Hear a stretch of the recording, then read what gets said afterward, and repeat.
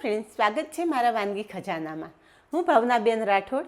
આજે આપણે બનાવીશું એકદમ ઓઇલ ફ્રી, ઉપરથી ક્રિસ્પી અને અંદરથી એકદમ સોફ્ટ પાલકના ભજીયા. ફ્રેન્ડ્સ, ભજીયા તો અનેક વખત બનાવ્યા હશે. અમુક ટિપ્સ છે જે વિડીયોમાં તમારી સાથે શેર કરેલી છે, તો વિડીયો બિલકુલ સ્કીપ કર્યા વગર જોજો. અહીંયા જુઓ, ઉપરથી જેટલા ક્રિસ્પી છે ને, અંદરથી એટલા જ મસ્ત જાળીદાર છે. ચાલો બનાવીએ ક્રિસ્પી કુરકુરા પાલકના ભજીયા અને સાથે ચટપટી ધાણા ફુદીનાની ગ્રીન ચટણી. ક્રિસ્પી અને કુરકુરા પાલકના ભજીયા બનાવવા માટે અહીંયા એક નાનો બંચ પાલકનો લીધેલો, જેના બધા પાન સારી રીતે સાફ કરી અને ધોઈ લીધા છે. હવે પાલક આપણે સમારી લેશું. પાલકનો ઉપયોગ કરતાં પહેલાં 2 થી 3 પાણીથી સરસ ધોઈ લેવાની, પછી જ ઉપયોગ કરવાનો. આ રીતે બને એટલા પાતળા સમારી લેવાના.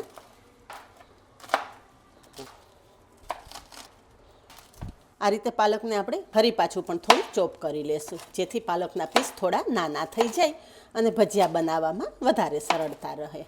અહીં આપણું પાલક સમારીને તૈયાર છે, તો એક મિક્સિંગ બાઉલમાં લઈ લેશું.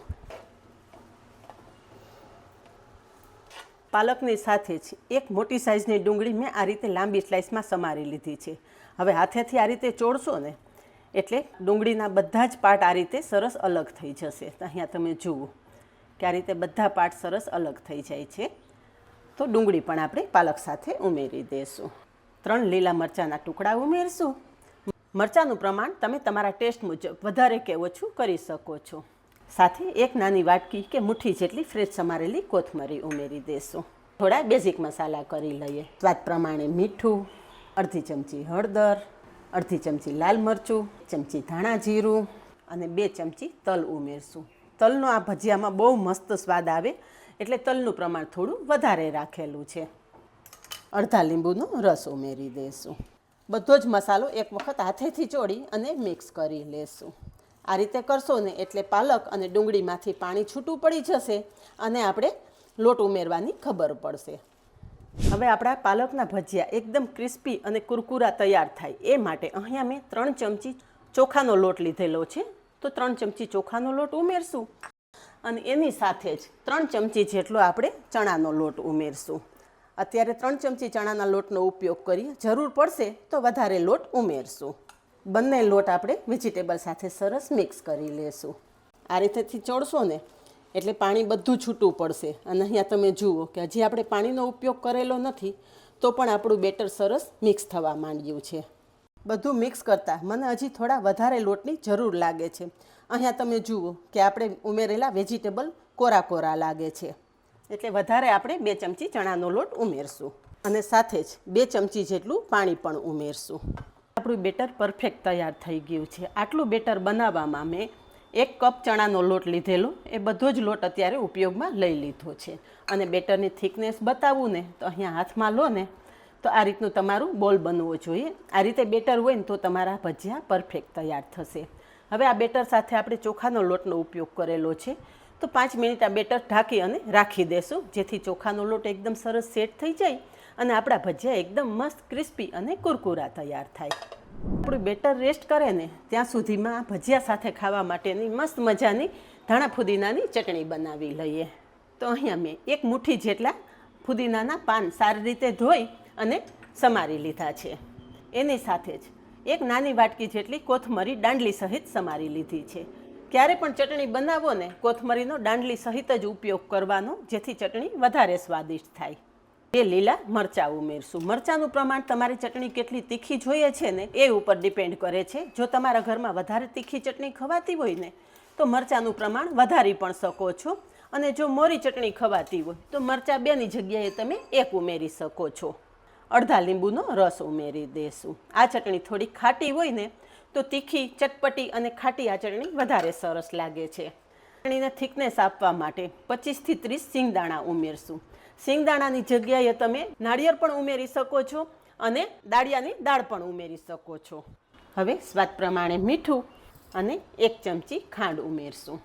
મારા ઘરમાં ખાટી મીઠી ચટણી ખવાય છે, એટલે હું ખાંડ ઉમેરું છું, પણ તમારા ઘરમાં જો ગળાશવાળી ચટણી ના ખવાતી હોય તો ખાંડ સ્કીપ કરી શકો છો.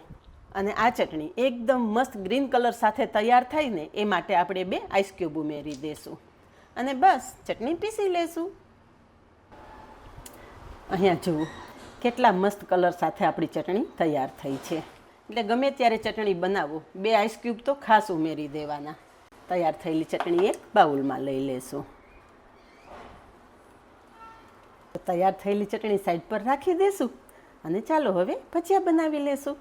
ગેસ પર તેલ ગરમ થઈ ગયું છે. હવે આ ભજીયા અંદરથી એકદમ સોફ્ટ તૈયાર થાય ને એ માટે એક ચપટી જેટલા કુકિંગ સોડા ઉમેરશું. અને કુકિંગ સોડા ઉપર આપણે નાની 2 ચમચી જેટલું તેલ ઉમેરી અને કુકિંગ સોડા બેટર સાથે સરસ મિક્સ કરી લેશું. કુકિંગ સોડા એકદમ ઓછા પ્રમાણમાં ઉમેરવાના છે, વધારે ઉમેરવાના નથી. તો સેજ પાણીવાળો હાથ કરશું અને મીડિયમ સાઇઝના ભજીયા બનાવી લેશું. આ રીતે થોડો શેપ આપતું જવાનું અને તેલમાં મૂકતું જવાનું.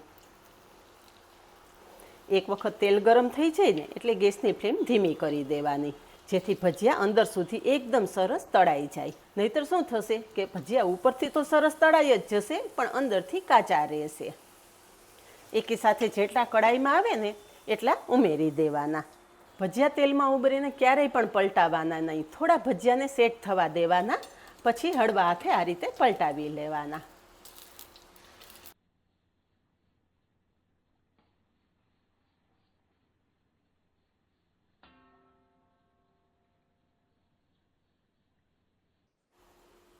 અહીંયા જુઓ કે ભજીયા સરસ ગોલ્ડન બ્રાઉન તળાઈ ગયા છે. બસ તળેલા ભજીયા આપણે બહાર કાઢી લેશું. અને જુઓ કે કેટલા મસ્ત ઓઇલ ફ્રી ભજીયા તૈયાર થયા છે. એટલે બને ત્યાં સુધી કુકિંગ સોડા એકદમ ઓછા ઉમેરવાના. કુકિંગ સોડાનું પ્રમાણ વધી જશે ને તો પણ ભજીયા તેલ પીશે, એટલે વધારે ઓઇલી તૈયાર થશે.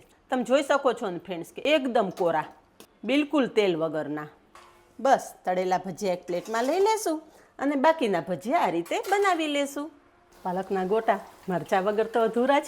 થોડા મરચાં પણ તળી લઈએ. ગોટા પણ મસ્ત તળાઈ ગયા છે અને સાથે સાથે મરચાં પણ તળાઈ ગયા. ગરમા ગરમ પાલકના ગોટા સર્વ કરી દઈએ. ગરમા ગરમ ભજીયા ગ્રીન ચટણી સાથે સર્વ કરીએ. સાથે તળેલા મરચાં પણ સર્વ કરી દઈએ. તો ફ્રેન્ડ્સ, અહીંયા આપણા મસ્ત મજાના પાલકના ભજીયા તૈયાર થઈ ગયા છે. તમે જુઓ કે બિલકુલ તેલ વગરના આપણા ભજીયા તૈયાર થયા છે. ઉપરથી સરસ ક્રિસ્પી અને અંદરથી એકદમ સરસ જાળીદાર. અને સાથે જો આવી મસ્ત ધાણા ફુદીનાની ચટણી મળી જાય ને તો બીજું કાંઈ ના જોઈએ. તો ફ્રેન્ડ્સ, આજનો વિડીયો પસંદ આવ્યો હોય ને તો વિડીયોને એક લાઇક ચોક્કસ આપજો. અને આવા જ નવા વિડીયો જોવા માટે ચેનલને સબસ્ક્રાઈબ કરી લેજો અને પાસે રહેલું બેલ પણ પ્રેસ કરી રાખજો, જેથી આવનારા બધા જ નવા વિડીયોની નોટિફિકેશન સૌથી પહેલાં આપને મળે. આજે બસ આટલું જ. મળીએ નેક્સ્ટ વિડીયોમાં. ત્યાં સુધી બાય. Thank you.